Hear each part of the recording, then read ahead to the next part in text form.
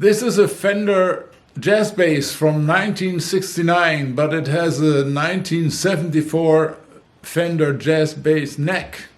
It came to me with a few issues: frets, electronics, tuners. Hello, I'm Bert. They call me the Pimp Meister, and I refurbish basses and bring them up to snuff. The job here was turn this Frankenstein bass into a great sounding instrument for stage and studio work. This is a Frankenstein bass. The body is from 1969 according to the serial number, but the neck is typically 70s with the block inlays and the bindings. We have a badass bridge here on the bass, and we're going to do some more stuff with it, so hang on. This Fender has been my customer's favorite for years, which is why the frets are heavily worn. You can see the grooves from the strings. With that kind of wear, it's nearly impossible to set up a clean playable action. So it's time for a refret. But before we started on the frets, we had to make sure that the truss rod works correctly. The truss rod screw had been replaced at some point, and it was cranked all the way.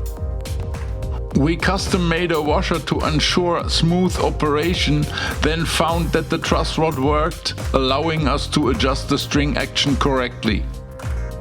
While working on the truss rod, the block inlay in the first fret started to push up, so we milled it down and glued it back in.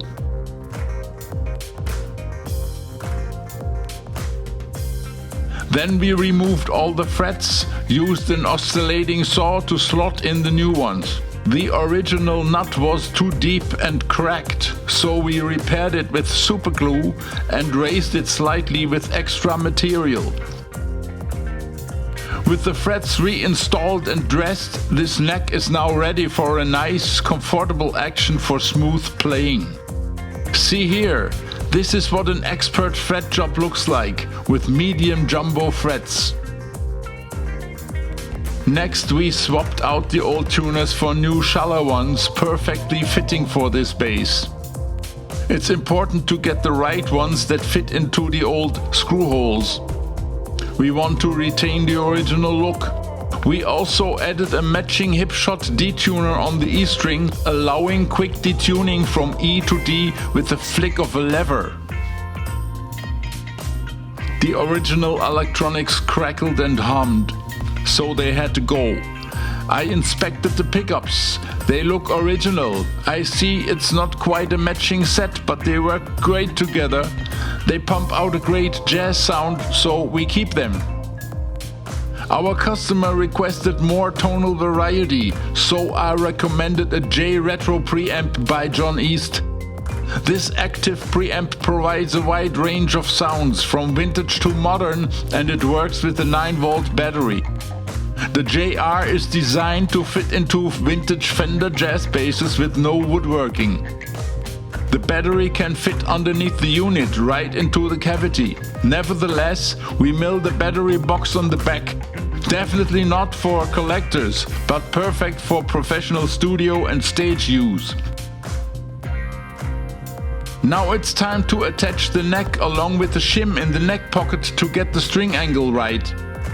After stringing up with a set of pyramid stainless steel 100-040 round strings, this Fender Frankenstein is ready to rock the stage again.